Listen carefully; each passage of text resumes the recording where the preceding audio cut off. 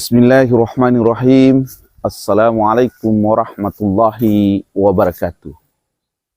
Suatu ketika Khalid bin Walid radhiyallahu anhu mengatakan bahwa betisnya Ibnu Abbas radhiyallahu anhu kecil sampai terdengar oleh Rasulullah sallallahu alaihi wasallam. Kemudian Rasulullah sallallahu alaihi wasallam mengatakan, sekiranya Khalid bin Walid beramal emas sebesar gunung Uhud, maka tidak akan mampu menyamai amalnya Ibnu Abbas radhiyallahu anhum. Pendengar yang dimuliakan oleh Allah, siapa yang tidak mengenal Khalid bin Walid radhiyallahu anhum? Dia adalah memiliki gelar Saifullah, pedang Allah. Setiap peperangan yang dipimpin oleh Khalid bin Walid radhiyallahu anhum, maka kita akan mendapatkan selalu diraih kemenangan yang gemilang. Sampai-sampai Khalifah Abu Bakar As-Siddiq radhiyallahu anhu mengatakan, tidak akan ada lagi seorang ibu yang bisa melahirkan anak laki-laki seperti Khalid bin Walid. Kenapa Ibnu Abbas radhiyallahu anhum lebih mulia dari Khalid bin Walid radhiyallahu anhum? Karena Ibnu Abbas radhiyallahu anhum adalah orang yang lebih dahulu bertakwa kepada Allah Subhanahu wa ta'ala. Maka ukuran kemuliaan di dalam hidup ini adalah ketakwaan kepada Allah Subhanahu wa ta'ala. Kemuliaan tidak ditentukan dengan tingginya jabatan, tidak ditentukan dengan banyaknya gelar di belakang nama-nama, tidak ditentukan dengan banyaknya harta, tidak ditentukan dengan kebangsawanan seseorang. Ada opas di sebuah kantor, manakala dia bertakwa kepada Allah Subhanahu wa ta'ala, sedangkan pimpinan kantornya adalah orang yang tidak bertakwa kepada Allah Subhanahu wa ta'ala, maka opas tadi sungguh lebih mulia daripada pimpinan kantor. Ada orang miskin, papa, yang tidak memiliki apa-apa, tetapi dia lebih takwa kepada Allah Subhanahu wa ta'ala daripada orang kaya, maka sungguh dia adalah lebih mulia daripada orang kaya. Allah Subhanahu wa ta'ala berfirman, inna akramakum indallahi atqakum. Sesungguhnya yang lebih mulia atau kemuliaan seseorang adalah ketakwaannya kepada Allah Subhanahu wa ta'ala. Ramadan telah menemui kaum muslimin. Kita sudah paham semua bahwa sungguh Allah Subhanahu wa ta'ala berfirman, ya ayyuhalladzina amanu kutiba alaikumussyam kama kutiba alal ladzina min qablikum la'allakum tattaqun.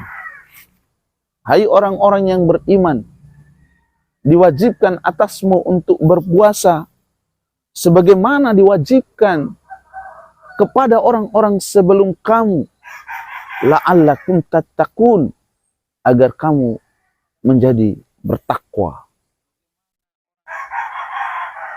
Bertakwa secara zahir cukuplah kita dapat melihat bagaimana orang beramal di bulan Ramadan ini. Dari mulai sholatnya selalu menjadi satu kesungguhan yang dilakukan oleh mereka yang berpuasa Ramadan. Maka sangat mengherankan kalau ada sebagian kaum muslimin yang berpuasa tetapi dia tidak menegakkan sholat. Sungguh puasanya tidak diterima oleh Allah Subhanahu wa ta'ala. Bagaikan dia mengisir ember yang bocor. Dia masukkan pahala-pahala puasanya di dalam ember. Namun karena bocor, tertumpah ruah kembali. Tidak tersisa sedikit pun amalnya. Sholat adalah sesuatu yang menjadi penentu, pembeda antara Islam dan kekafiran. Sholat adalah tiang daripada agama ini. As-salatu imaduddin. Sholat itu adalah tiang agama. Dan siapa yang meninggalkannya, berarti dia telah merobohkan agamanya. Maka sholat di bulan Ramadan ini, bahkan sholat sunatnya, qiyamul lailnya, dilaksanakan berjamaah di masjid. Jamaah yang dimuliakan oleh Allah, pendengar yang dirahmati oleh Allah. Sholat adalah perkara yang tidak boleh kita tinggalkan dalam kondisi apapun. Ketika seseorang tidak mampu berdiri, maka dia sholat dengan cara duduk. Tidak mampu dengan cara duduk, maka dia berbaring. Kalau berbaring pun tidak mampu lagi untuk sholat, maka dia sholat dengan isyarat.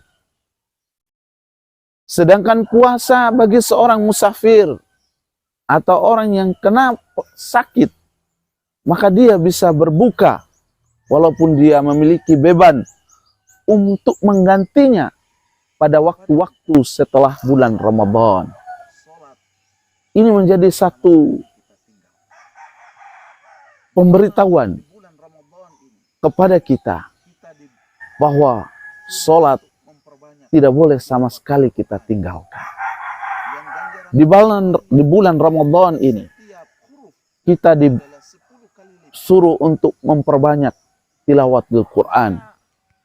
Yang ganjaran pahalanya setiap huruf adalah 10 kali lipat. Maka kita harus menghidupkan Al-Quran di rumah-rumah kita.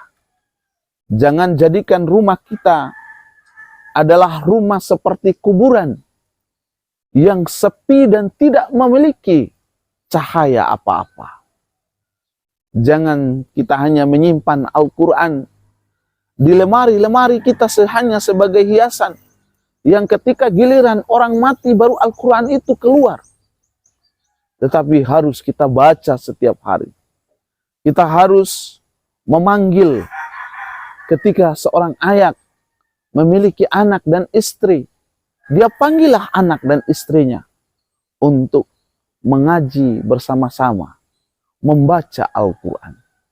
Yang insya Allah dengan kita terpautkan hati bersama Al-Quran, akan semakin mendorong kita untuk dapat memahami makna-makna yang terkandung di dalamnya. Sehingga Al-Quran yang diturunkan oleh Allah Subhanahu wa ta'ala sebagai huda akan dapat kita jadikan huda, petunjuk di dalam hidup ini.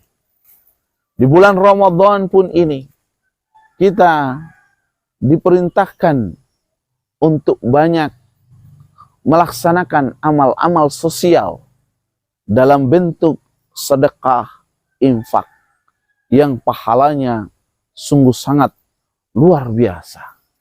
Bayangkan ketika kita memberikan mereka yang sedang berpuasa makanan untuk berbuka, maka kita akan mendapatkan pahala sebagaimana pahala orang yang berpuasa tersebut. Maka marilah kita menjadikan Ramadan ini adalah bulan tarbiyah kita. Sungguh-sungguh kita berada di dalamnya.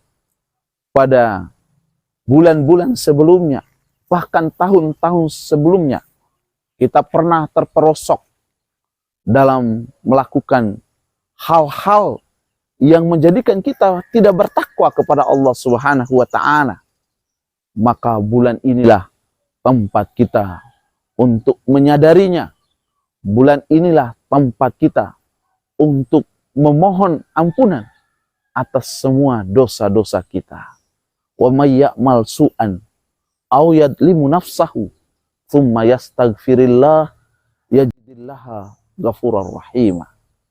Barang siapa yang berbuat su'an, dosa, aw yadlimu nafsahu, dan menjolimi dirinya, kemudian dia memohon ampun kepada Allah, yajidillaha ghafurur rahim,